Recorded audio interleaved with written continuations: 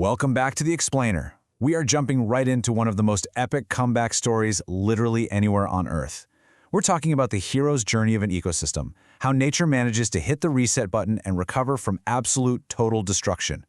So let's just get right into it. Picture this for a second. A massive volcano erupts, right?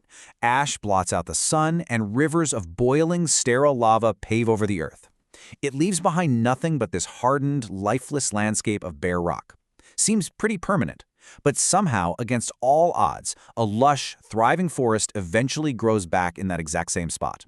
I mean, how on earth does that actually happen? That's the core mystery we're unraveling today. To map out this journey from devastation back to life, here's our roadmap. We'll start with nature's ultimate comeback, meet the first responders, and then look at ground zero, primary succession. After that, we'll check out the shortcut, secondary succession, before finally crossing the finish line at the climax community. All right, part 1, nature's ultimate comeback, defining succession. So what are we actually talking about here? Ecological succession is the slow, gradual changes in an ecosystem where species compete and replace one another until a stable climax community is reached. And honestly, the key word here is time. It's a painfully gradual process. It requires immense patience from nature, as one ecosystem literally replaces another on the exact same plot of land. Now, there's a handwritten note from our source material that clears up a massive misconception, and it's absolutely crucial. In big, bold letters, it says, not evolution, right? Ecological succession is not a single species mutating over millions of years to survive a harsh environment. No, it's just changing which ecosystem exists in that space. It's entirely about what is able to grow there at that specific time. As conditions improve, new species move in, and they just outcompete the old ones. And this diagram perfectly captures that exact concept. Looking at this timeline of forest regeneration, you'll see a canopy disturbance event on the far left. Think of a massive fire wiping everything out. Notice how sparse life is at first. There's barely anything green, maybe just a few bugs or mice.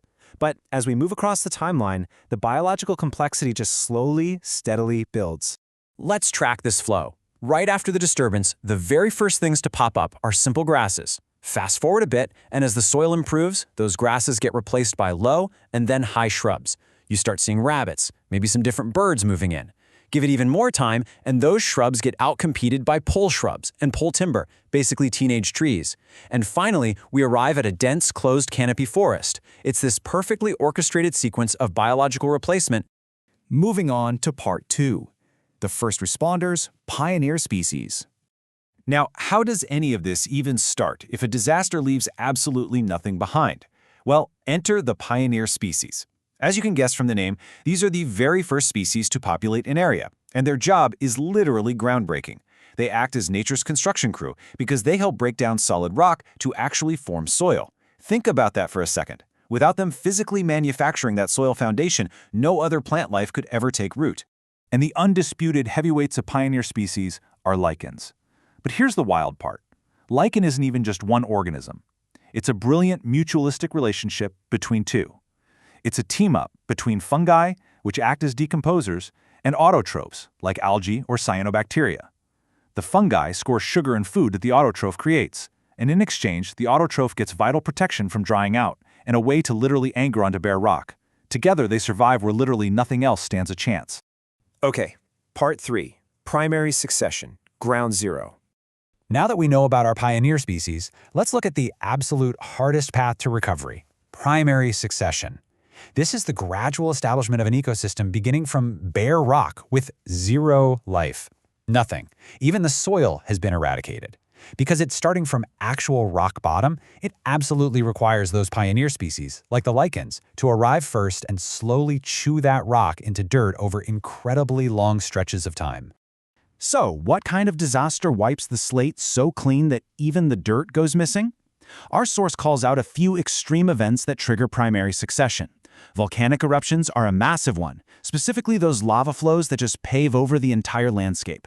Melting glaciers are another. When they retreat, they leave behind nothing but scraped, scoured bedrock. And then there's seafloor exposure, where brand new, completely sterile Earth is thrust up to the surface. Total geological resets.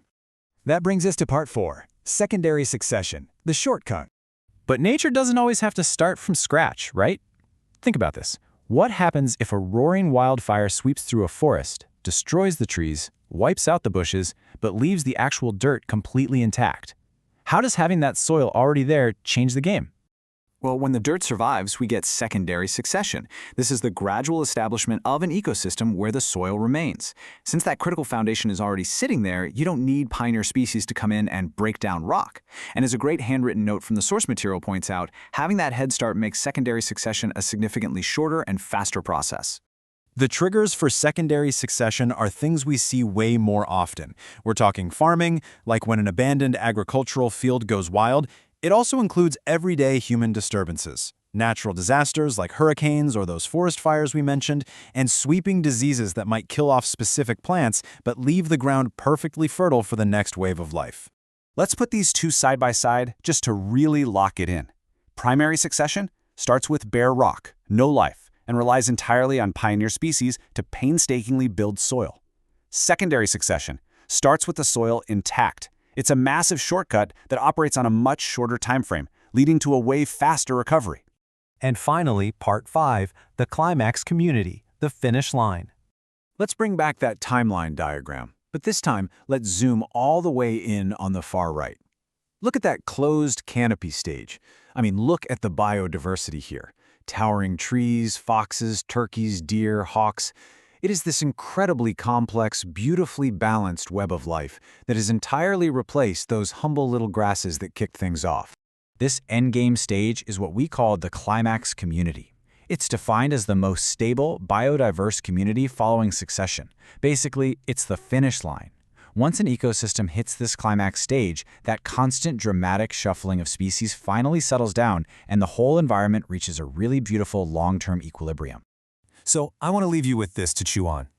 The next time you're walking through a city and you spot a crack in a concrete parking lot just filling with weeds and moss, ask yourself, are you just looking at a nuisance, or are you actually witnessing the unstoppable, epic first steps of ecological succession trying to build a forest right under your feet? Thanks for hanging out with me for this explainer, and keep looking for the science all around you.